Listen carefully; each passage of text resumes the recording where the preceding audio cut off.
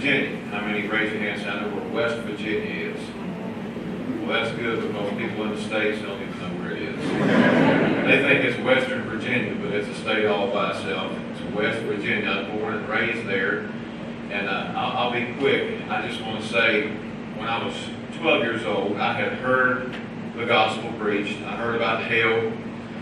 And I went to talk to the pastor after the sermon one night. And I told him, I don't want to go to that place. I do not want to go. How can I escape it? And he talked with me for a little bit and quoted a few verses to me. I did not understand, but I prayed a prayer. I prayed a prayer when I was 12 years old, and I had faith in the prayer instead of having faith in Jesus Christ. I didn't know any better. So for many years, from the time I was 12 to the time I was 27 years old, there was nothing there. There was no conviction. There was no growth. But I told people I'm saved because I prayed this prayer. And I sat in a room with a preacher. But there was nothing at all. And I was working, when I got older, I was working with a dear friend of mine. He's a pastor there in West Virginia. And he knew. You could just tell, you know. He didn't want to be mean about it. But he would gently and lovingly say things to get me to think, am I really saved or not? Well, it worked. Because one day, many things that he said them just in the right way. One of the things he said, it just struck home with me, and I asked myself, am I really saved? I'm playing games is what I'm doing.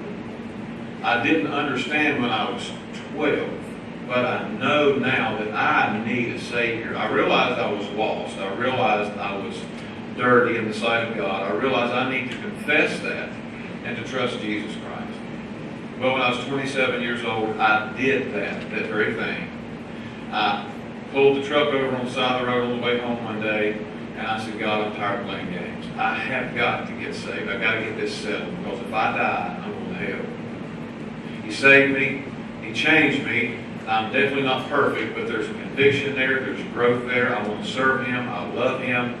And that's what happens when you get saved. You're not perfect, but you have a spiritual desire. You have a desire for God, God's people, God's Word. You have that desire there that was not there before.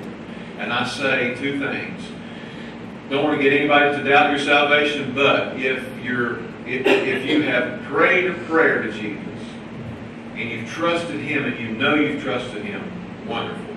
But if you were confused and you don't know if you're saved, get that settled tonight.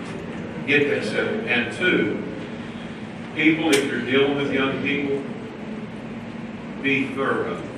Help them to understand exactly what salvation is, why we need to be saved. Because from 12 to 27, I had that gap. I could have been doing something for the Lord. And I thought I was for many years, and I wasn't. But praise the Lord, now I know I am. I know if I die tonight, I go to heaven. And it's only because of my faith in the finished work of Jesus Christ.